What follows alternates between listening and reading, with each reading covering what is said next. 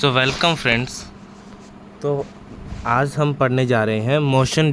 तो सबसे पहले हमें जानना है कि ग्रेविटेशनल फोर्स क्या होता है, तो जिसको हम ग्रेविटी भी बोलते हैं।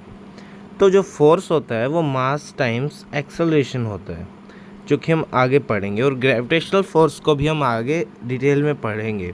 ये अलग से एक चैप्टर है हमारे सिलेबस के अंदर। तो अभी हम सिर्फ इतना जान लेते हैं कि ग्रेविटी जो है किसी भी पार्टिकल के ऊपर एक एक्सेलरेशन लगाती है। जो अर्थ है, अर्थ उसका जो ग्रेविटेशनल फोर्स है उसकी वजह से किसी भी पार्टिकल के ऊपर कुछ एक्सेलरेशन लगता है, जो कि कोई भी मास हो, कितना भी बड़ा मास हो, उसके ऊपर सेम एक्सेलरेशन लगता है। चाहे हमारे पास कोई मास है जो कि जिसका मास 1 kg है, उसके ऊपर भी उतना ही एक्सेलरेशन लगेगा। चाहे हमारे पास कोई मास है जो 100 kg है, तो दोनों के ऊपर जो है अर्थ जो है सेम एक्सेलरेशन लगाएगी, जिसको हम डिनोट करते हैं जी से, जिसकी वैल्यू होती है अप्रोक्सीमेटली 9.8 मीटर पर सेकेंड स्क्वायर।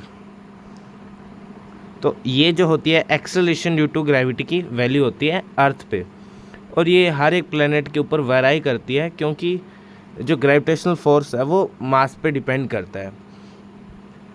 तो अर्थ का मास जो है कांस्टेंट है, इसलिए जो अर्थ एक्सेलरेशन लगाएगी वो कांस्टेंट है।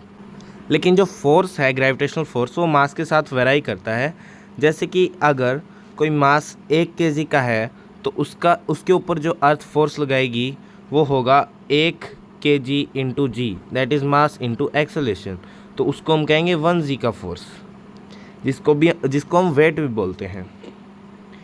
तो अभी तक जो है हमने जान लिया कि जो ग्रेविटी होती है, ग्रेविटी वो एक एक्सेलरेशन लगाती है, जिसको हम जी से डिनोट करते हैं, जिसकी वैल्यू अप्रोक्सीमेटली 9.8 मीटर पर सेकेंड स्क्वायर होती है।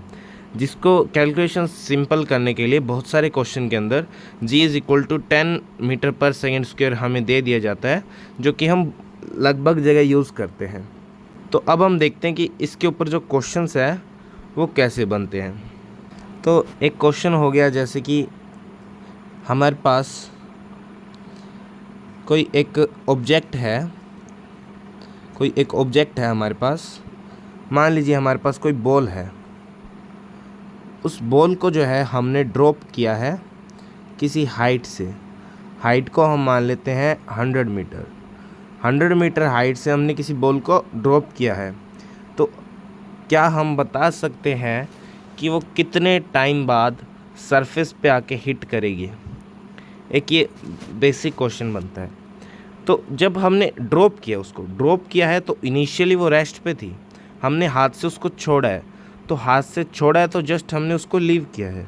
तो यहाँ पे इनिशियल वेलोसिटी, जिसको हम यू से डिनोट करते हैं, वो हो जाएगी 0। और यहाँ पे जो फाइनल वेलोसिटी है उसको हम वी मान लेते हैं, और हम ये भी निकालेंगे अभी। और हम मान लेते हैं कि इसको यहाँ से यहाँ तक आने में टाइम लगा है वो टी है। हमें और क्या पता है? हमें पता है कि एक्सेलरेशन ड्यू टू ग्रेविटी जो है वो जी है डाउनवर्ड्स। तो अगर मैं नीचे की साइड को पॉजिटिव मान लूँ, तो ये मेरी पॉजिटिव में 100 मीटर डिस्प्लेसमेंट हो जाएगी, और एक्सेलरेशन जो होगा वो भी पॉजिटिव वैल्यू हो जाएगी। तो अगर मैं यहाँ पे थर्ड इक्वेशन ऑफ मोशन लगाऊँ, जो कि मैं लगा सकता हूँ क्योंकि यहाँ पे जो हमारा एक्सेलरेशन है वो कांस्टेंट है, तो आप देख सकते हैं कि जब एक्सेलरेशन कांस्टेंट होता है तो हम हमारी तीनों इक्वेशन ऑफ मोशन को यूज़ कर सकते हैं। तो यहाँ पे हमारा जो है एक्सेलरेशन वो कांस्टेंट है, जो कि जी है, जिसको हम मान लेते हैं कि हम 10 यूज़ करेंगे उसको यहाँ पर।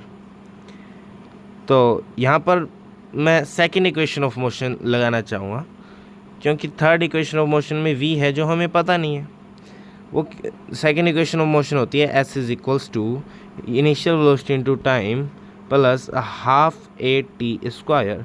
जो डिस्प्लेसमेंट है, मैं नीचे डायरेक्शन को अगर पॉजिटिव मानूँ तो डिस्प्लेसमेंट होगी 100 metre is equal to u, initial velocity जो है हमारी 0 है, तो ये सारी चीज़ जो है हमारी 0 हो जाएगी, और बचेगा क्या? Half A T square. Half times A को मैंने मान लिया 10, जो कि जी है हमारा, उसको मैंने 10 मान लिया, into T square.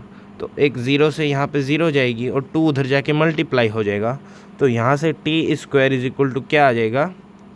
Square root of 20 को हम लिख सकते हैं 4 × 5 यानी कि 2√5। अब इसके बाद में जो है हम इसकी जो वेलोसिटी है जिससे ये आके ग्राउंड को स्ट्राइक करेगा वो निकालने वाले हैं। तो हमारा एक पार्ट तो सॉल्व हो चुका है, जो हमारी टी की वैल्यू है वो आ चुकी है। इसके बाद हम फर्स्ट इक्वेशन ऑफ मोशन लगा सकते हैं, v = u + at, initial velocity plus acceleration into time. तो यहाँ पे जो हमारी इनिशियल वेलोसिटी है वो 0 है, टाइम टेकन हमारे पास है, तो फाइनल वेलोसिटी क्या आ जाएगी, u हमारे पास 0 है, ए एक्सेलरेशन जिसको मैंने 10 मान लिया, इंटू टी है 2√5। तो हमारी जो फाइनल वेलोसिटी है जिससे वो ग्राउंड को स्ट्राइक करेगी वो आ जाएगी 20√5।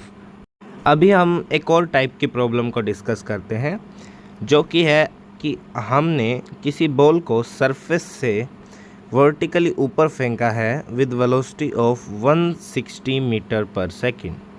तो हमें बताना है कि ये मैक्सिमम हाइट जो है कितनी रीच करेगी। अगर मैं मैक्सिमम हाइट को h बोलूँ तो हमें उसकी वैल्यू बतानी है, और ये कितने टाइम बाद वापस लौटेगी हमें उसकी वैल्यू बतानी है। तो ये चीज़ हम निकाल सकते हैं।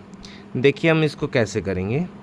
हमने उस बॉल को जो है ऊपर फेंका है 160 मीटर पर सेकेंड से, तो उसकी इनिशियल वेलोसिटी जो है अगर मैं ऊपर वाली डायरेक्शन को पॉजिटिव मानूँ तो 160 मीटर पर सेकेंड हो जाएगी।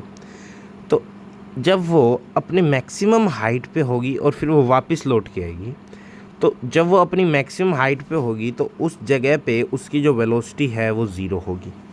एक इंस्टेंट के लिए, जस्ट फॉर थोड़े से टाइम के लिए उसकी वेलोसिटी 0 होगी जब वो अपनी मैक्सिमम हाइट पे होगी।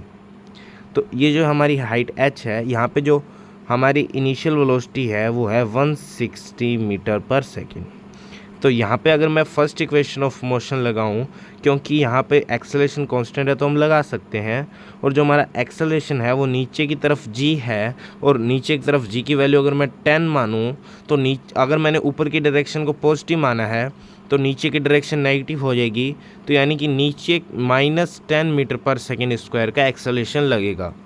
तो यहाँ पे अगर मैं फर्स्ट इक्वेशन ऑफ मोशन लगाऊँ, दैट इज़ फाइनल वेलोसिटी, जो फाइनल वेलोसिटी है वो इक्वल होगी इनिशियल वेलोसिटी प्लस at के, और यहाँ पे हमारी फाइनल वेलोसिटी कितनी हो जा रही है, 0। जो हमारी यहाँ पे फाइनल वेलोसिटी है वो 0 हो जा रही है। तो 0 is equals to initial velocity that is 160 and plus at। A क्या है, -10 मीटर पर सेकेंड स्क्वायर, -10 टाइम्स t। तो यहाँ से t जो है हमारा क्या आ जाएगा, -160 अपॉन -10 दैट इज़ 16 सेकेंड।